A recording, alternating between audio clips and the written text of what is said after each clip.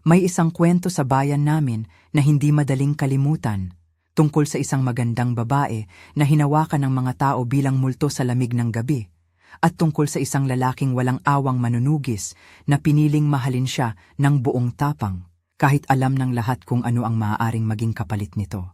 Ako si Kylie.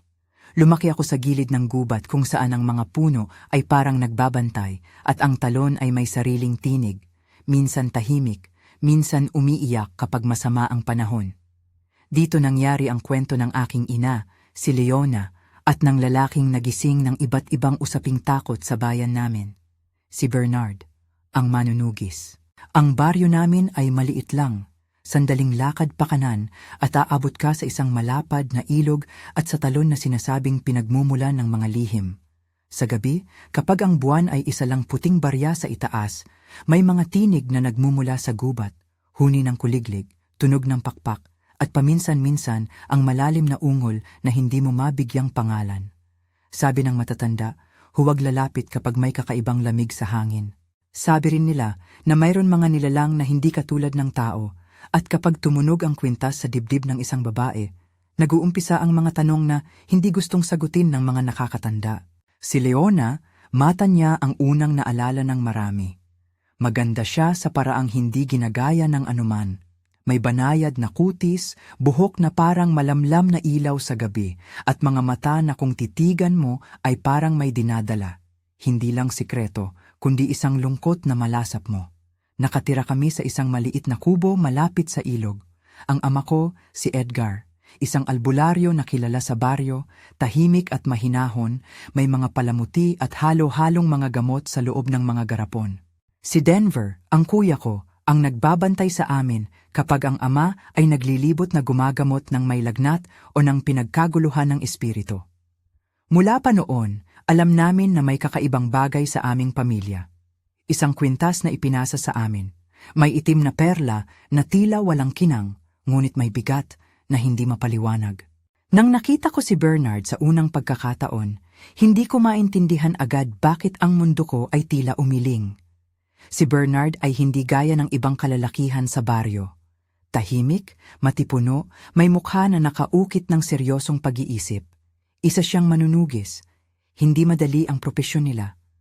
Sila ang pumupunta sa gubat para mamitas ng pagkain, magbantay sa gabi laban sa anumang pumapasok mula sa dilim. At minsan, sila ang humahawak sa mga bagay na hindi mo nais malaman. Hindi siya mayabang. May pagka-inosente sa paraan ng kanyang pagtitig, na para bang ang mundo niya ay simpleng pag-ikot ng gawain at pag-iingat. Nang magkita kami sa gilid ng talon, ako na naglalaba, siya na nagpapahinga sa baybayin, nagkatinginan kami na parang may nabasang lihim sa pagitan ng dalawang kislap ng liwanag. Umikot ang buhay namin tulad ng dati, ngunit may bagong tensyon. May mga tao sa baryo na biglang nawawala. May isang mag-ina na hindi nakauwi at natagpuan lang ang mga bakas ng dugo malapit sa daan. May matandang lalaki na natagpuang sadyang naputol ang kaluluwa. Ang katawan niya nawala, ang sapatos niya lang ang natira. May aso na naging maingay sa gabing malamig at kinabukasan, katahimikan. Hindi naglaon, may daladalang bangkay ang isang grupo mula sa kampo ng mga manunugis. Sinasabi nilang natagpuan nila ito sa harap ng gubat, kagaya ng hindi kilala nating nilalang na kumain at nag-iwan ng bakas na hindi pangkaraniwan. Ang takot ay mabilis kumalat. Pinag-uusapan ng mga nanay ang mga nawawala kapag naglalaba sa suba. Ang mga bata, kasama kami, ay pilit itinatago ang takot sa likod ng pagtawa. Ang bawat gabi ay parang isang maliit na pagsusulit kung hanggang saan tayo tatayo. At habang lumalala ang kwento ng pagkawala, lalo ring lumalapit si Bernard sa amin. Hindi dahil tayo ang may hiwalay na garapon ng pagkain o dahil tinutulungan kami niya sa trabaho, kundi dahil hangin ang ating sinasabi na si Leona ay naiiba. Hindi natin basang data ang salitang naiiba. Ito ay kusang lumilitaw sa mga pag-uusap na may pag-iingat, sa mga titig na hindi umaabot sa kung sino-sino, sa mga lumang tao na nagbibigkas ng pangalan ng may panginginig. May mga nag-iisip na ang kwintas niyang suot ni Leona, ang kwintas na may itim na perla, ang dahilan ng lahat. Sa unang tingin, parang palamuti lang iyon, isang piraso ng perla, isang bagay na nabuo mula sa dagat o batong ilog. Ngunit sa amin, napakaraming paniniwala ang napapikit sa paligid nito. Ang ilan ay nagsasabi na ang perla ay mula sa puso ng gubat. Ang iba naman ay kumakabit ng iba pang salita. Sumpa, proteksyon, kasalanan. Si Edgar, hindi basta nagsasalita tungkol dito sa harap ng iba. Ngunit sa loob ng bahay namin, kung minsan, mahuhugot niya ang kwintas, ilalagay sa palad, titigan at para bang naglalakad sa isang kasaysayan na may sugat. Nang una, sinilip lang namin ang mga usaping ito mula sa malayo. Noon, hindi pa lubusang nahuhukay ang pagkakakilanlan ni Leona sa mata ng iba. Dahil siya ay mahinahon at mapagkalinga, minsay tinuturing siyang tao lamang, isang babaeng makukulay ang pangarap. Minsan nag-aawit habang naglilinis, tumutulong sa mga nagkasakit, nagpapakain sa mga batang lapit na umiiyak. Pero habang dumarami ang mga nawawala, lalo ang mga pag-uugnay sa pagitan ng pagkakaroon niya ng kwintas at ng mga pangyayari. Isang gabi, tumawag si Denver sa bahay nang may daladalang balita. Nakita raw nila sa tabing daan ang mga bakas ng isang pagdaan, mga pakpak na bakas sa humangin, mga tunog na parang may kumakawala na alon, at isang piraso ng tela na parang saplot na naipit sa sanga. Sabi ng mga miyembro ng kampo ng manunugis, may nakita silang kakaibang aninong lumilipad sa ibabaw ng punong balete malapit sa talon. Ang mga mata namin ay mabilisang nagpaliban-liban. Hindi dahil takot lang, kundi dahil ang bawat kulog na sumiklab sa ating isip ay parang usaping nakalimbag sa ating mga katawan. May kakaibang papalapit. Minsan, kapag naglalakad ako sa ilog at nagbibilang ng maliliit na bato, naiisip kong ang lahat ng ito ay isang pagsubok. Bakit ang naging espesyal kay inay? Bakit ang isang bagay na tila napakagaan ay nagiging mabigat? Bakit ang isang perla ay nagiging uri ng tadhana? Hindi namin madali masagot ang mga pananong na yon. Hindi kami eksperto. Ang alam ko lang noon ay kapag tumingala ako sa mukha ni Leona habang siya ay nagluluto o naglalaba, para siyang may dalawang mundo na pinaghahalo sa dibdib niya. Ang pagnanais na maging isang payak na ina at ang isang bukas na labuok ng lihim na hindi nabibitiwan. Ang unang tagpong taliwas sa aming mga pangamba ay nangyari nang mapadpad ang ilang sinaunang manunugis sa aming harapan. Hindi banta sila ng malakasan, pero dala nila ang isang bangkay na tila binunot na mula sa isang bagay na malaki ang panlalamon. Dinala nila ito sa may gitna ng barangay, hindi para takutin, ngunit para magpaalala. May bagay na kumikilos sa paligid. Ang mga tao nagtipon-tipon. Ang iba ay nanonood na may hawak na kandila. Ang iba naman ay tahimik lamang, hindi alam kung papaano sasagot. Ang bangkay inilagay sa lupa at ang mga mata ng lahat ay nakaatang dito, naghahanap ng paliwanag. Doon ko nakita si Bernard ng mas malapitan.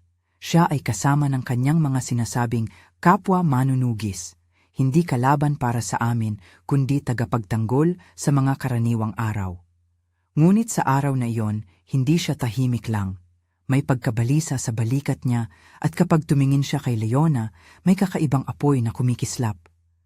Nagkatinginan kami na parang nawawala ang mga salita. Nagkaroon ng maikling palitan ng tingin sa pagitan nila, hindi pag-ibig agad, ngunit may pagsilip ng posible. Lumaki ako sa mundo ng mga kwento. Mga alamat na may panibagong dagdag tuwing gabi ng bahay. Ngunit may kababalaghan na hindi nababanggit sa mga kwentong iyon. Ang paraan ng pag-ibig na pumipili ng kawalan. Hindi ito pag-ibig na puro tamis. Ito ay pag-ibig na may hirap na nag-aanyaya ng sakripisyo. Sa mukha ni Bernard nakikita ko ang ganitong uri ng pagnanais. Hindi siya nagmamadaling ibigay ang kanyang puso. Ngunit kapag nagbigay, parang ibinubuhos niya ang kanyang buhay. May mga gabi na nag-uusap kami sa ilalim ng liwanag ng buwan. Hindi iyon mga romantikong eksena mula sa mga bagong kwento. Simple ang kwento. Si Leona at si Bernard, dalawang nilalang na nagkakita sa pagitan ng gawain at takot. Nag-uusap habang ang mga alon ng ilog ay parang nag-iingat na huwag magdulot ng malakas na tunog. Sa panahong iyon, napansin ko ang mga detalye. Ang paraan ng paghagod niya sa kanyang noo kapag napapagod, ang maliit na galaw ng kamay ni Leona kapag siya ay natatawa, ang pagngingiti na hindi agad lumalabas ngunit sumisiklab sa pagitan ng mga salita. Ngunit sa likod ng mga pag-uusap na iyon, may dumadaloy na panibagong takot. Ang mga tao sa baryo, walang direksyong ibinigay, kundi ang mga matatanda na nagmumungkahi ng pag-iwas. Lumayo kayo sa gabi, sabi nila. Huwag magbitbit ng maliliit na bagay na kumakalat na parang hiyas. Ang mga usap-usapan ay umabot sa puntong pinag-uusapan na ang kwintas ay maaaring nagiging tanda ng anumang pagbabago sa loob ni Leona. May naglagay ng mata sa kanya sa merkado. May nagdala ng palagay na dapat siyang itaboy. May ilan namang nakakita sa kanya na nag-aalaga sa mga batang nawawala, na nagtuturo ng mga awit upang hindi sila matakot. Minsan, gabi-gabi, pumupunta ang ama ko sa ilalim ng bubong at hinahawakan ng kwintas. Dahan-dahan niyang sinasabi sa amin, hindi sa lahat ng oras, ang kanyang maliit na kwento. Noon pa raw ay siya na ang nag-ingat sa kwintas. At dati, nang mas bata pa kami, may isang ritual na sinubukan niyang isagawa upang pigilan ang anumang ganap na pagbabago. Hindi niya sinabi ang buong detalye. Mahigpit ang kanyang mga labi at tila may malalim na sugat sa mga mata kapag siya'y nagbabalik loob sa nakaraan. Minsan, naririnig ko siyang bumubulong ng mga pangalan ng mga ninuno, mga halamang gamot at mga pagninilay na para bang sinusubukan niyang hilumin ang isang sugat sa hangin. Sa kanyang mga salita, nabubuo ang tanong, ano ba talaga ang ginawa ng aming pamilya noon upang magkaroon kami ng perla? At bakit tila bumabalik ang anino ng bagay na iyon sa pamamagitan ng mga nawawala? Sa isang pagkakataon, kinuha ni Ama ang akin na kamay at pinakita ang kwintas. Pinahiram niya sa akin ang pakiramdam ng bigat nito ng ilang sandali. Hindi ito basta-basta, sabi niya. May kanya-kanyang kasaysayan ang mga bagay. Ang tono niya ay hindi ang takot ng isang pulubi, kundi ng isang taong nagdala ng responsibilidad na parang posas. May oras na kailangan mong piliin kung ano ang hahayaan mong maging ikaw, ang tadhana o ang pagpili. Hindi niya sinabi kung alin sa dalawang iyon ang pipiliin. Ngunit sa mga mata niya, makikita mo ang dalawang nagsasalungatan. Ang pagnanais na protektahan ang pamilya at ang takot sa kung ano ang maaaring mawala kung hindi niya gagawin ang tama. Ang relasyon ni Leona at Bernard ay unti-unting lumalalim, kahit papuno ng mga puso at bangungot. Nagkakaroon sila ng mga sandaling pagkamagiliw na hindi mo maihahambing sa anumang bagay. Halimbawa, kapag nasaslaksak ang araw at nag-iwan ng pulang marka sa mga palad ni Leona, siya ay pinahiran ng liltang halamang gamot ni Bernard, na kusang nabubuo sa mga paglalakbay nila sa gubat. Kapalit nito, naglalaan si Leona ng mga tinapay na inihurno sa hating gabi para sa kanila. Ito ang uri ng pagmamahalan na tumutubo sa pagitan ng mga taong sinusubok ng buhay. Hindi magarbong, ngunit may bigat. Ngunit may ilang gabi na napapansin ko ang pagbabago sa mata ni Bernard. May mga sandali na tila nag-iingat siya sa kanyang mga kamay. Hindi dahil natatakot na masaktan si Leona, kundi dahil natatakot siya sa kung maaaring mangyari sa kanya kapag ang mundo nila ay mag-iba. Binabantayan niya kung ano ang nangyayari sa paligid, ang pagdami ng mga nawawala, ang mga kwento ng mga nag-iiba. Minsan ay naglalakad siya ng napakabilis sa tabi ng ilog, naghahanap ng bakas.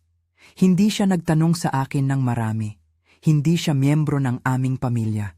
Ngunit may isang gabing hindi niya nakaya ang katahimikan at naglabas ng salita na nagpabago himbing sa aking kaalaman. Kung may darating na panganib, hindi kita iiwan, bulong niya sa akin ng tahimik na ang kanyang tinig ay hindi naglalaman ng pagmamayabang, kundi ng isang solemnong pangako. Habang lumalala ang sitwasyon, napilitang magtipon-tipon ang ating komunidad. Pinatawag ng mga nanay ang isa't isa at si Ama ay mabigat ang loob. Ang mga kapitbahay na dati nagtitipon sa tabing buko ngayon ay nag-uusap tungkol sa pagbabanta. Sa isa sa mga pulong na iyon na ginanap sa bahay namin dahil ang aming sala ang pinakamaluwag, na ilahad ang opinyon ng mga matanda. Kailangan ng proteksyon. Kailangan ng sagot. Dito unang lumutang ang pangalan ng bangkilan, isang nilalang na hindi lamang basta aswang, kundi may pakpak, malakas, at may masamang istorya sa ating lugar. Mula pa sa mga alamat ng mga ninuno, sabi ni Aling Marta, ang pinakamatandang babae ng barangay.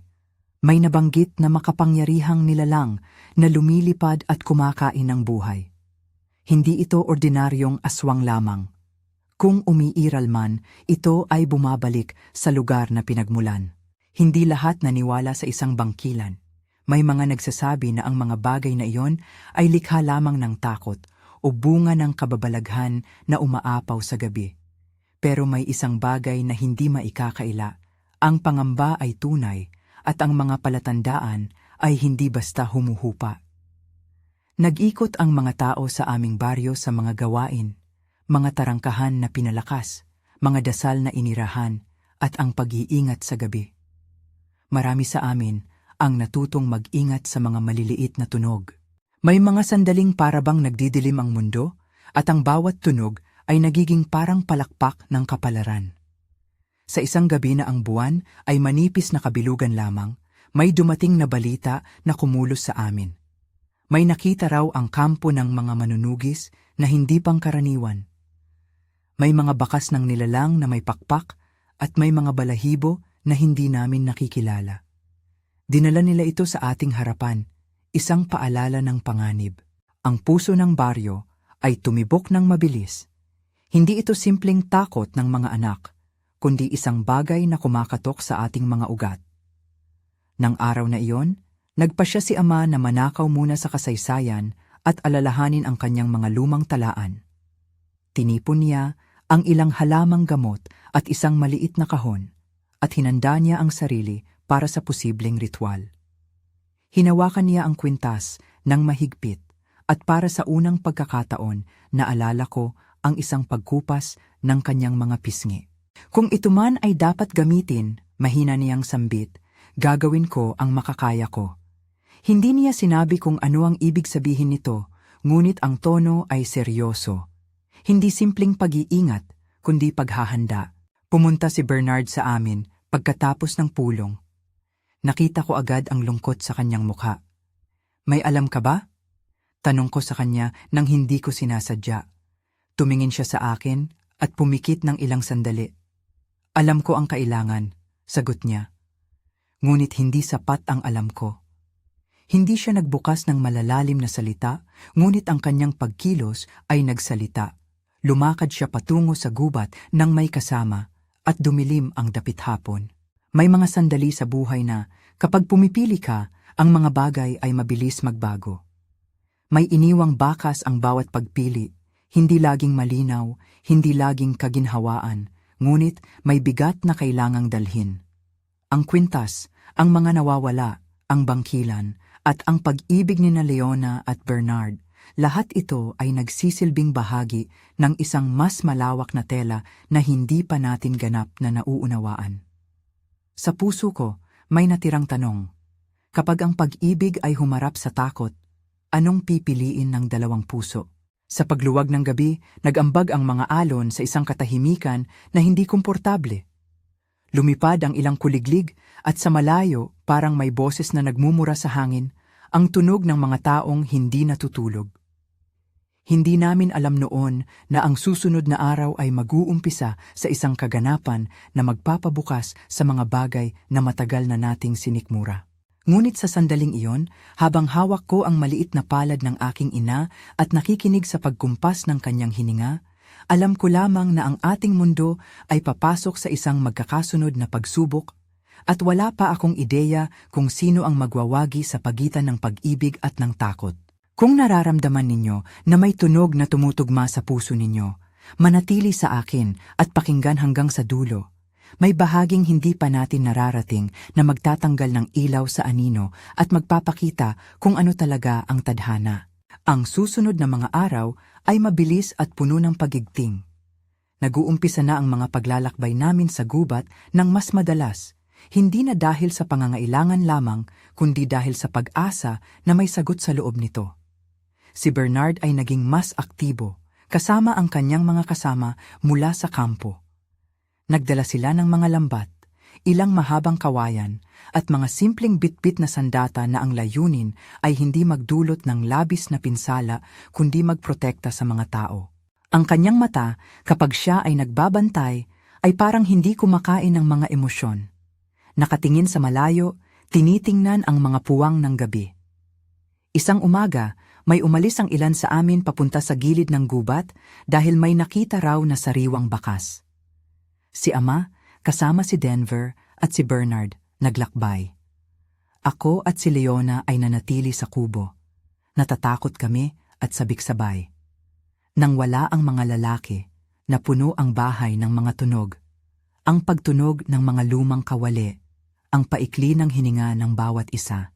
Si Leona ay lumapit sa salamin at inayos ang kanyang buhok. Hindi niya sinadyang makita ang kwintas na kumikislap sa liwanag ng umaga. May kakaibang liwanag na umaalinsunod, para bang may buhay na naliliwanagan. Pagbalik nila sa hapon, dala ang karagdagang impormasyon. May bakas ng apoy sa gilid ng gubat.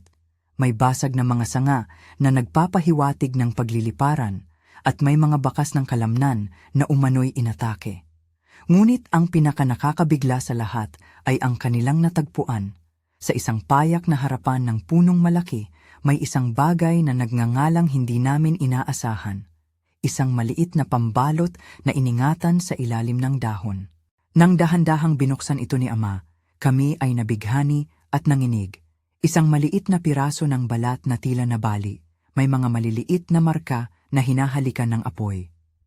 Hindi naman ito sapat upang magbigay ng sagot, ngunit sapat na upang itulak kami patungo sa pag-aalala na ang nilalang na ito ay hindi basta-basta. Makalipas ang ilang araw, may bagong pag-atake sa labas ng baryo. Isang pamilya ang nawala, ang kanilang bahay ay iniwan, nag-iiwan ng kalat na naiwang bigla. Ito ang unang beses na personal naming naramdaman na malapit sa amin ang panganib. Nakarating ang balita na may nakita silang kakaibang anino sa itaas ng kanilang bubong.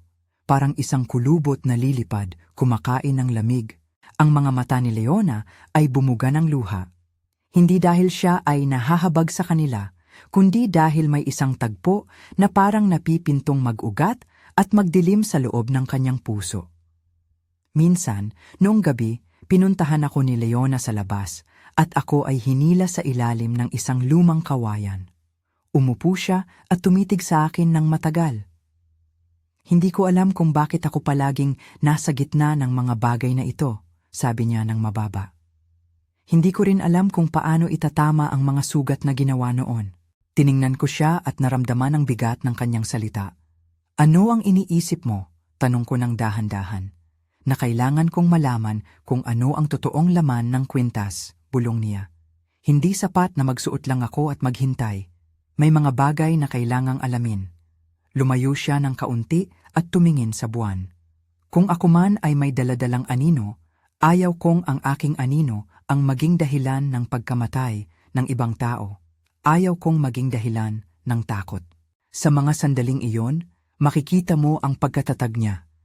Ang desisyon na harapin ang anumang kahihinatnan ng may dignidad. Ngunit hindi siya nag-iisa sa pakikipaglaban na iyon. Ang mga paa ni Bernard, na tila ba nakikita ang mga galaw ng mundo, ay dahan-dahang sumisilip sa bubong ng aming buhay. Hindi ko alam kung handa ang mundo para sa magiging tugon, ngunit alam ko na ang mga susunod na hakbang ay magpapakita ng tunay na kulay ng bawat isa.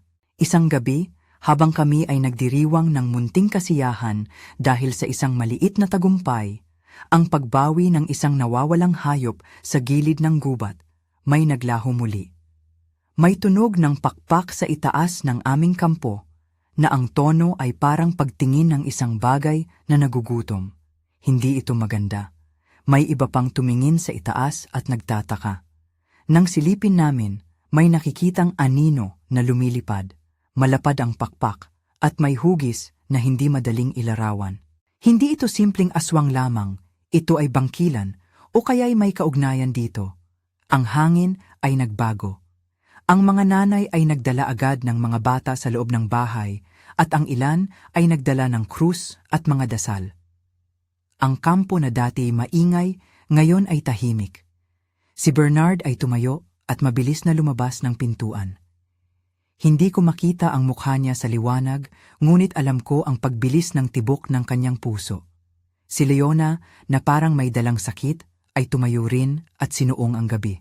May hindi maipaliwanag na tensyon sa pagitan nila.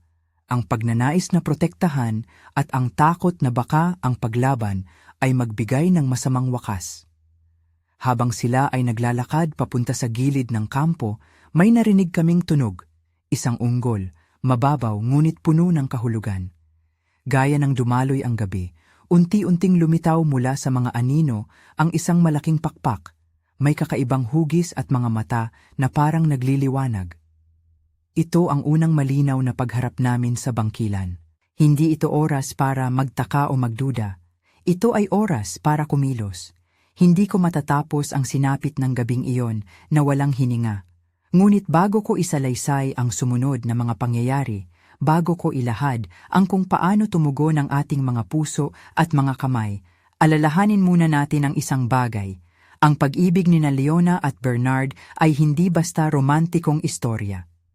Ito ay isang pag-ibig na hinabi sa pagitan ng takot at pagpili, sakripisyo at pag-asa. At sa harap ng paglipad ng bangkilan, ang tanong na kailangang sagutin ng dalawang puso ay, hanggang saan ka handang pumunta para sa taong mahal mo? Sa dilim ng gabing iyon, habang ang mga bituin ay tila nagtatago, ang anino ng bangkilan ay umupo sa ating bubong. Hindi lamang bilang nilalang, kundi bilang pasimula ng isang pagsubok na maglalagay sa atin sa bingit ng desisyon. Ang bangkilan ay bumagsak mula sa bubong ng aming kubo na parang malaking anino na nagkalat ng usok, at ang unang hininga ng kaguluhan ay nagmarka sa dibdib ng bawat isa.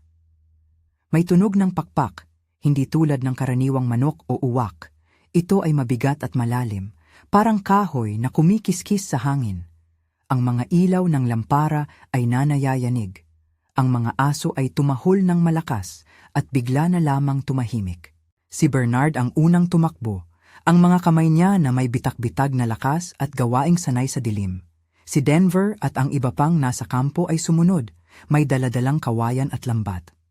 Ako ay napatigil, hawak ang kamay ni Leona na malamig sa aking palad, at nakita ko ang isang bagay na nagbago sa mukha niya. Hindi takot, ngunit isang mahigpit na pagtitibay ng loob. Tumugon ang kampo ng baryo nang hindi nag-iisip ng matagal. Ang mga matatanda ay nagdala ng mga kandila at krus. Ang mga kababaihan ay humiyaw ng mga panalangin na hindi palaging malinaw ang mga salita, at si Ama, si Edgar, ay kumilos na parang alam na niya ang bubuuin ng gabi. Dinala niya ang maliit na kahon na pinaghaluan niya ng mga dahon at pulbos. Sa ilalim ng liwanag ng mga lampara, kitang-kita ang pagkapundak ng kanyang mga palad, parang laging may hinahagod na alaala.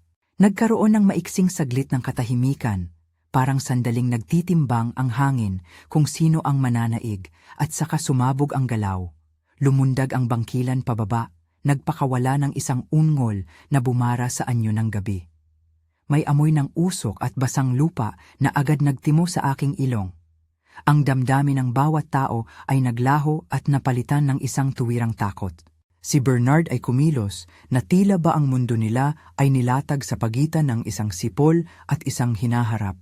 Pinatong niya ang isang mahabang kawayan sa hangin at sinubukan itong ihagis sa bandang kayang abutin ng kanyang lakad. Si Denver ay tumulong at sinubukan maglatag ng lambat, ngunit ang pakpak ng bangkilan ay malaki at mapanira. Tuwing sumasayad ito, umaalingaw-ngaw ang tunog na parang nagugurog na kahoy. May sandali na tumigil ako at kitang-kita ko ang bawat detalye.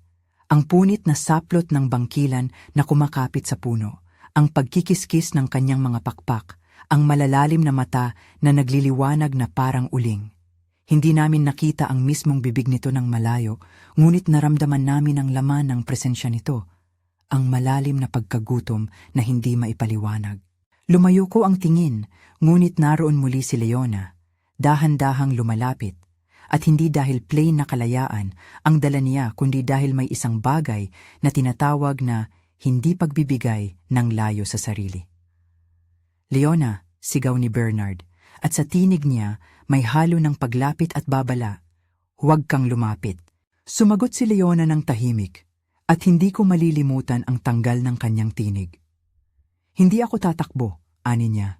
Hindi kapag nandito ka. May kapangyarihan sa salita niya. Hindi ang kapangyarihan ng isang taong nagmamadali, kundi ng isang taong nagpasya. Lumapit siya sa bangkilan. Ang iba ay nagulat. May mga nagtaglay ng konting galit at takot. Ngunit nang makita ng bangkilan si Leona, may kakaibang paghibik na nag-umpisa sa hangin. Hindi ito malambot. Ito ay parang isang sigaw na nagmumula sa butas ng dibdib ng mundo. Tumayo ang bangkilan at sa halip na agad magpasimula ng pag-atake, tila nagkaroon ng isang hindi inaasahang pag-aatubili. Ang mga mata nito, na dati nagliliwanag ng gutom, ay parang tumingin sa isang alaala. Dito napuno ang kampo ng isang kakaibang katahimikan. Si Ama ay hindi tumigil. Dahan-dahan niyang kinuha ang kwintas mula sa dibdib ni Leona. Hindi sa pilitan, kundi may pahiwatig ng pahintulot mula sa dalaga. Binuksan niya ang maliit na kahon, inihahanda ang pulbos, at nagbubulong ng mga salita na matagal na niyang itinatabi. Ang pagsasama ng mga dahon, pulbos, at ang pagyuyuko sa kwintas ay parang isang relihiyosong paghahanda, hindi isang agham, kundi isang sining na nagpupuno ng hangarin at pangamba. Maging maingat, mahina niyang sabi kay Bernard. Ito ay hindi basta-basta. Gamitin mo ng may puso, hindi lang galit. Si Bernard ay tumingin ng matagal kay Ama, at pagkatapos ay kay Leona. Nakita ko ang isang halakhak ng pag-iyak sa mga mata niya, ang kombensyon ng mandirigma at ang kabigatan ng pagiging nagmamahal. Kung ako lang ang pipiliin, ang sabi niya, pipiliin ko siyang manatili rito. Hindi kailanman naging madali ang mga ritual ni Ama.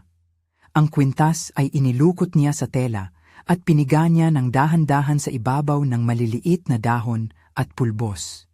Hindi niya ipinakilala ang buong aral ng diretsyo. Binalot niya ito ng mga salita na parang mahikling awit. Ito ay hindi magbibigay ng ganap na pagbabago, wika niya. Hindi ko sinigurado ang walang balik, ngunit maaari itong magbigay ng sandaling lakas. Isang pagkakataon para tayo ay makilos at para ang sugat ay mas mabawan ng pag-ahon. Ito ang paliwanag na matagal na niyang nais sabihin. Hindi isang pangako, kundi isang paliwanag ng hangganan. Habang inihahanda ang pulbos, ang labanan ay sumiklab ng tuluyan. May mga sigaw, may mga hagupit ng kawayan na tumilapon, at may mga taong lumulundag upang itaboy ang mga nakakabaliw na anino. Si Ate Fema at Kuya Eman ay tumulong na maglatag ng lambat. Si Dupes ay sumigaw ng mga direksyon. Si Ate Fema ay nagdala ng mga apoy para takpan ang liwanag. Ang bawat isa ay may maliit na gampanin, at sa kabuuan, ang kampo ay naging isang katawan na kumikilos ng sabay-sabay. Sa gitna ng kaguluhan, nagkaroon ng pagkakataon ng bangkilan na tumalikod sa amin at lituhin ang kanyang landas. Sa sandaling iyon, nagbahagi ang bangkilan ng isang malakas na pagkilos. Sinubukan nitong dumapa at talunin si Bernard na parang isang malaking anino. Tumalon si Bernard ng tumpak at may kislap ng kampanilya sa paggalaw ng kanyang katawan. Ngunit isang malakas na sapak mula sa pakpak ng bangkilan ang tumama sa kanya. Siya ay natumba sa lupa. Ang hangin sa paligid niya ay nag-iba. May tunog ng pagkabiyak ng buto na hindi ipinapakita ng maliliwanag, ngunit sapat na upang kami ay manginig. Sa oras na iyon, nakita ko ang mukha ni Leona. Naglalagablab, ngunit may isang bagay na nakatitig na parang lumang alaala. Tiningnan niya ang kwintas na nasa kamay ni Ama, at sa isang sandali, bumukas ang kanyang bibig at lumabas ang mga salitang hindi niya madalas sabihin. Kung ito ang huling sandali, sinabi niya, hahayaan kong gamitin ninyo. Ang tinig niya ay hindi papuri sa sinumang nilalang. Ito ay pagpipilian. Humarap si Ama kay Bernard habang ang pulbos ay handa na. Hindi ko maibabalik ang lahat, wika niya. Magkakaroon ng bakas. Ang mga salitang iyon ay mabigat, may kapalit at may kaganapan. Sinabi ni Bernard sa pamamagitan lamang ng titig at pag-iling na handa siyang tanggapin. Hindi iyon simpleng katapangan. Iyon ay pagsuko sa pagmamahal at pagdadala ng pasanin. Inihagis ni Ama ang pulbos sa isang maliit na palayok ng tubig. Dahan-dahan niyang iwinasak ang perla sa ibabaw. May liwanag na unti-unting pumailang lang sa ibabaw nito.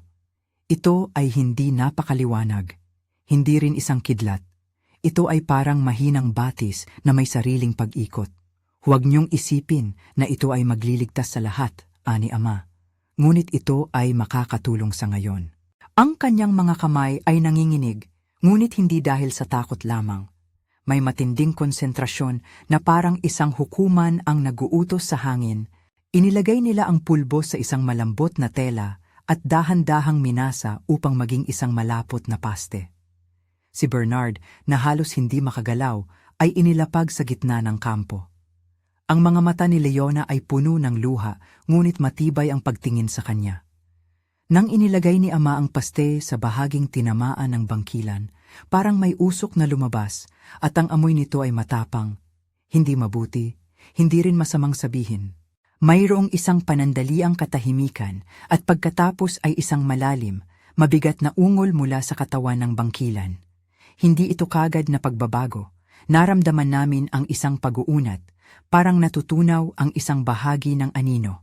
Nagising si Bernard ng mabagal, ang mga mata niya malabo, ngunit gumagalaw. Si Denver ay pinunasan ng dugo sa kanyang mukha at hinaplos ang buhok niya na puno ng alikabok at dumi. Hindi ito instant miracle, hindi ganon ang pangako ni Ama. Ngunit may pangunawa kami na may pag-ahon na nangyayari. Ang bangkilan ay hindi tuluyang napawi, umiikot pa rin ito, at ang hangin ay nananatiling mabigat. Ngunit may isang kakaibang pagluwag sa kapit ng nilalang. Dito, sa gitna ng gulo, naganap ang pinakamalalim na sandali ng pagkilala. Isang sandali na hinintay ni Ama upang ilahad ang kanyang buong dalang paliwanag. Sa gitna ng kampo, may mga upuang gitna ng alikabok, at sa pag-ayos ng kabataan at matatanda, humarap siya sa amin at nagsalita ng buong kalinawan. May dapat akong sabihin. Ang pagbubukas niya ay mahinahon, ngunit mabigat. Ito ang dahilan kung bakit kami nagkaroon ng kwintas. Napabunyi ang isip ko ng gabing iyon, hindi dahil sa pagkasabik, kundi dahil alam ko na papalapit sa akin ang isang bagay na matagal nang nakaimbak.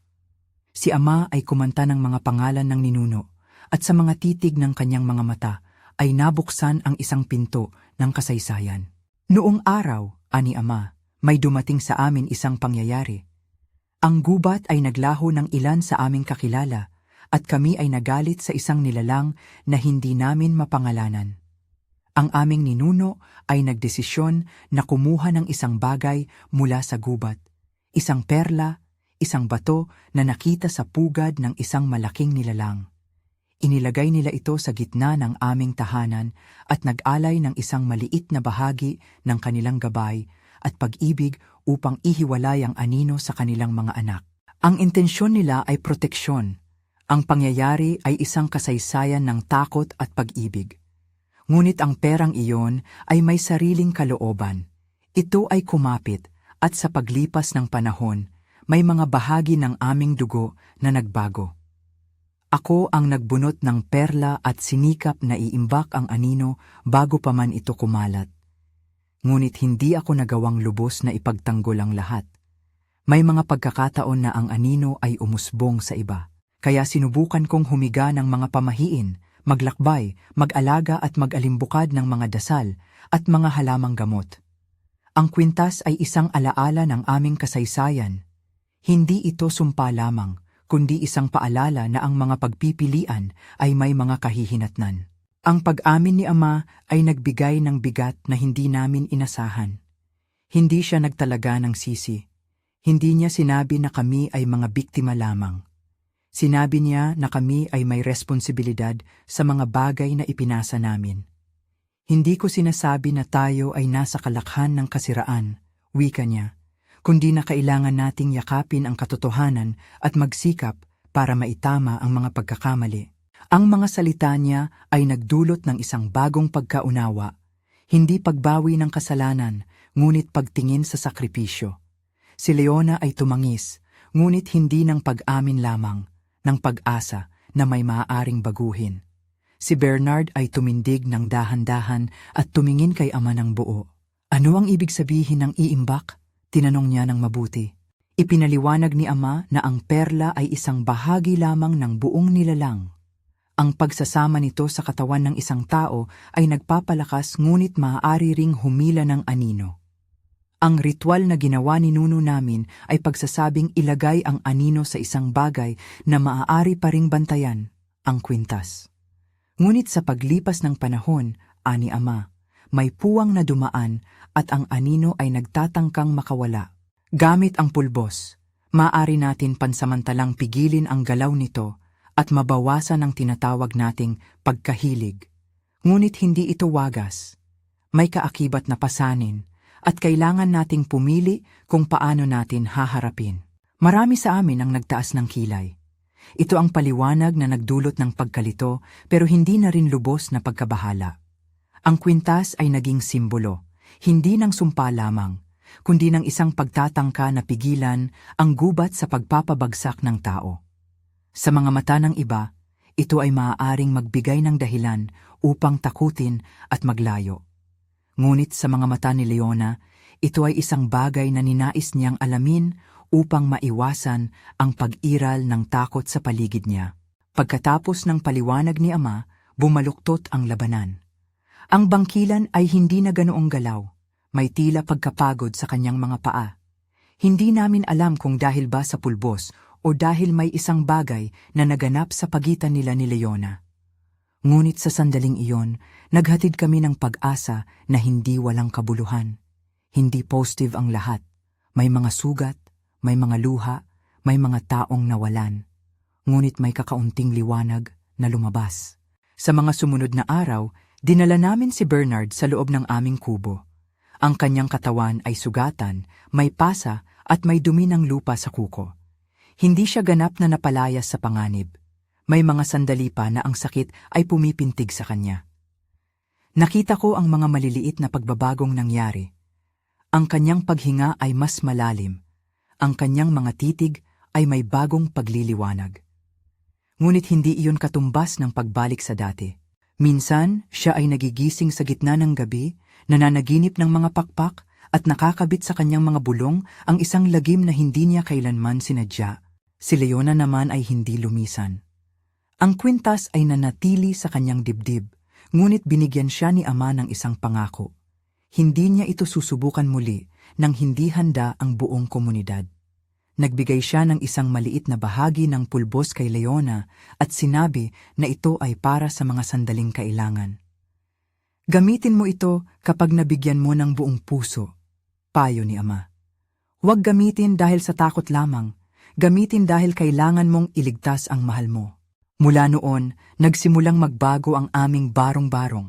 Nag-ayos ang mga tao, may mga bagong alituntunin sa gabi, may mga grupo na nagbabantay, at may mga ritual na ginaganap tuwing walang buwan. Hindi na namin inakala na mawawala ang pangamba, ngunit nagtamo kami ng isang kakaibang kapanatagan, ang pakiramdam na hindi kami nag-iisa sa pagharap sa ating mga takot. Nagkaroon din ng tahimik na pagkukuwento ang bawat isa pagkatapos ng gulo. Si Ate Fema ay nagkuwento ng pagkakataong nakatulong siya sa pag-aalaga ng mga batang natatakot. Si Kuya Eman ay naghabi ng mga lambat na mas malalakas at mas pinaglalagyan ng mga palamuti. Si Dupes ay nagdala ng mga bagong ideya kung paano maglatag ng mga tangke at puno upang ang bangkilan ay mahirapan pumasok sa ating kampo. Ang mga maliit na bahagi ay nag-ambag sa mas malawak na paghilom. May isang araw na tumira kami sa tabing ilog at nag-alay ng isang munting pagdiriwang. Ang mga bata ay naglaro. Ang mga matatanda ay kumakanta ng mga lumang awit, at si Leona at si Bernard ay hindi naglalabas ng madla, kundi naglalakad ng ilang hakbang. Nakita ko silang magkahawak kamay, hindi dahil sa katapusan ng lahat, kundi dahil pinili nilang manatili at harapin ang susunod na kabanata ng magkasama. Sa pagtatapos ng araw, may napakalinaw na musika. Isang awit na marahil ay nilikha ni na Leona at Bernard, isang kombinasyon ng damdamin na mapait at maalab. Ngunit ang pag-ahon ay hindi naging ganap. May ilang gabi na may nakikitang aninong lumilipad, bagaman hindi na kasing lakas ng dati. May mga araw na ang ilan ay nawawala pa rin, ngunit marami sa kanila ay natagpuan na hindi tinamaan ng kahit anong malalim na kaguluhan. Sa katunayan, may mga pagkakataon na napansin ko ang mga maliliit na pagbabago sa Leona. Ang kanyang mga mata ay nagbalik, ngunit may bahagyang pag-ilaw na hindi namin lubusang maipaliwanag. Hindi namin itinakda na siya ay magiging kakaiba. Tanging siya lamang ang nakakaalam ng mga lihim na dinala niya. Nagpasya ang komunidad na magbigay ng isang maliit na seremonya para sa pag-alaala sa mga nawala. Sa araw na iyon, nag-akyat kami sa tabing bukid at naglatag ng mga bulaklak at maliliit na kandila. Nagbigay kami ng panalangin at ako ay nakinig habang maraming tao ang nagkwento ng mga alaala ng kanilang mga mahal sa buhay. Sa pagtatapos, nagbigay si Leona ng isang awit. Ang tinig niya ay malumanay at puno ng pagsisisi at pag-asa. Hindi ito isang awit na nagwawakas. Ito ay isang awit na nag-uumpisa ng muling pagtatayo. Makalipas ang ilang buwan, may dumating na isang araw na tila bumalik ang katahimikan sa aming baryo. Hindi kompleto, ngunit may mga bagay na nagpapahiwatig ng bagong pagsasaayos. Si Bernard ay unti-unting bumalik sa kanyang gawain bilang manunugis. Hindi siya nawalan ng pag-iingat, ngunit may bagong intensyon. Siya ay naging mas malambing at mas maingat sa mga lakad na ginawa niya. Ang kanyang pagtitig ay hindi na lamang bakas ng tungkulin, may dalang pangako. Si Leona naman ay nagsimulang magturo ng mga awit sa mga bata at nagtanim siya ng maliit na hardin na puno ng mga halamang gamot. Tinawag ng mga tao ang kanyang bahay na isang lugar ng pag-aliw, iba sa dati, ngunit may isang bagong katahimikan. Hindi natin siya hinusgahan. Pinili namin siyang tanggapin. May mga araw na siya ay mag-isa sa gilid ng ilog, tumitingin sa malayo, at alam kong nag-iisip siya ng kanyang mga nagdaang pagpili. Sa isang gabing payapa, naglakad ako kasama si Ama patungo sa puno ng balete. Umupo kami sa isang lumang bato at pinanood ang mga alon. "Bakit mo ginawa ang lahat ng iyon?" Tanong ko sa kanya ng malambing. Tumango siya at hinawi ang kanyang buhok. Dahil sa pag-ibig, sagot niya ng diretsyo. Dahil sa takot, dahil sa responsibilidad. Napahinto siya at ngumiti ng malungkot. Hindi ko sinasabing tama ang lahat. May mga bagay na hindi natin masusukat. Ngunit kapag ang pamilya ay nasa panganib, may mga bagay na kailangan mong gawin. Mga bagay na pumipigil sa mas masakit na katotohanan. Lumipas ang panahon at nag-umpukan kami ng mga bagong routines. Mga pagsasanay sa gabi, mga simpleng ritual ng pag-aalala, at ang patuloy na pag-aaral mula sa mga nakaraang pagkakamali. May isang konkretong pangyayari na hindi namin malilimutan. Isang taon matapos ang labanan, nagdala si Leona ng isang maliit na binhi sa aming hardin. Ito ay isang punla ng isang halaman na hindi namin kilala. Sinabi niya na ito ay para mapanatili ang alaala ng mga nangyari. Hindi bilang sumpa, kundi bilang paalala ng kung ano ang dapat ipaglaban. Inaalagaan niya ito araw-araw at siya ay unti-unting lumago, parang pag-asa na nagsisimulang mag-ugat. Ngunit sa kabila ng mga pagbabago, alam namin na ang kwento ng bangkilan at ng kwintas ay mananatiling bahagi ng aming pamayanan. Hindi bilang alamat lamang kundi bilang isang matibay na bahagi ng kasaysayan namin. May mga oras na dumarating pa rin ang takot, ngunit ngayon ay may kasangga kami. Hindi na namin hinahayaang ang pangamba ang magdikta ng bawat kilos. Natuto kaming magtanong, matuto, at mamili. Isang hapon, habang nag-aayos ako ng lumang kahon ng mga larawan, natagpuan ko ang isang lingid na liham mula sa aking ama, na ipinadala niya noong mga araw ng gulo. Binasa ko ito ng tahimik. Nakasulat dito ang isang maikling paalala, na ang kwintas ay hindi laging mabuti, ngunit hindi rin ito lubhang masama. Ang tunay na tanong, ang nakasulat, ay hindi kung ano ang dala ng isang bagay, kundi kung ano ang gagawin mo kapag ito ay nasa iyong mga kamay. Ang mga salita na yon ay nanatiling nag-ugat sa puso ko. Ang buhay ay patuloy na umikot. Dumating ang mga bagong henerasyon na hindi naganap na nakakaalam ng lahat ng detalye ng mga araw ng gulo. Ngunit naririnig nila ang mga awit, ang mga bulong ng pagtitiyaga, at ang mga kwento ng sakripisyo. Si Kylie, si Leona, si Bernard, ang lahat ng iyon ay naging bahagi ng alamat ng aming baryo na paulit-ulit na sinasabi sa ilalim ng mga ilaw ng buwan. Minsan napapaisip ako, ang pag-ibig nila ay hindi simpleng pagnanasa. Ito ay isang pagpiling magbayad sa kapalit ng mundo. Hindi ko man mailabas ang lahat ng lihim, ang katotohanan ay malinaw. May mga bagay na hindi mo matatakasan, mga kwintas, mga perla, mga anino, ngunit mayroon ding pagpili. At kapag dalawang puso ang nagkatugma sa gitna ng panganib, may isang uri ng lakas na hindi nasusukat ng anumang ritual. Ito ang uri ng lakas na ginawang kapit sa patagong pumipigil na tuluyang masugpo ng takot. Noong gabi ng pagdiriwang na isinagawa namin bilang pasasalamat sa mga nakatulong, nagtipon-tipon ang buong baryo. May handog, may awit, at may isang maliit na seremonya kung saan ibinahagi namin ang aming mga pasasalamat.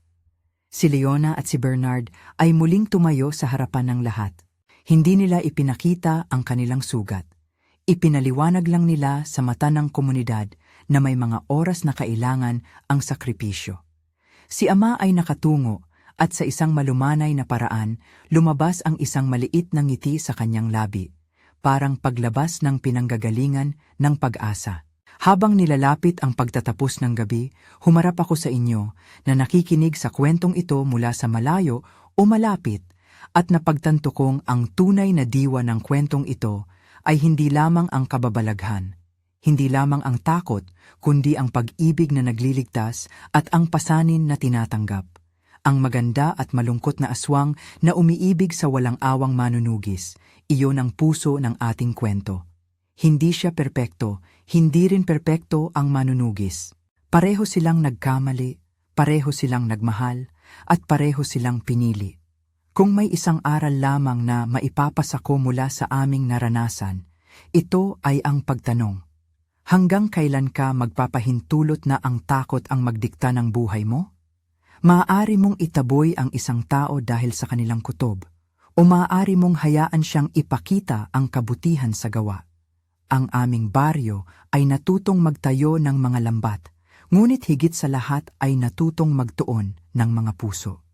Natutong pumili. Sa pagtatapos ng aking pagsasalaysay, nais kong sabihin na ang ilan sa atin ay mananatiling may kwintas sa dibdib, may mga marka sa laman at may bakas ng nakaraan. Ngunit ang mga marka na iyon ay hindi palaging sumpa. Maaari rin itong maging tanda ng katapangan, tanda ng pagpili. Ang pag-ibig ni Leona at Bernard ay hindi nagbura ng takot, ngunit ginawa nilang mas maliit ito gamit ang kanilang pagkilos. Sa kanilang mga kamay, ang kwintas ay naging simbolo ng pagpipilian. Huwag hayaang iyon ang maging sentro ng takot, kundi ng pagkilala. Kung ang kwentong ito ay tumama sa puso ninyo, kung may karanasan kayong nais ibahagi tungkol sa inyong sariling mga aswang o mga pag-ibig na lumaban sa takot, iwanan ninyo ang inyong kwento sa komento o mag-subscribe at i-share ang video para marinig pa ng iba ang ating mga karanasan. Salamat sa pakikinig. Hanggang sa muli at mag-ingat kayo sa paglalakbay ninyo sa ilalim ng buwan.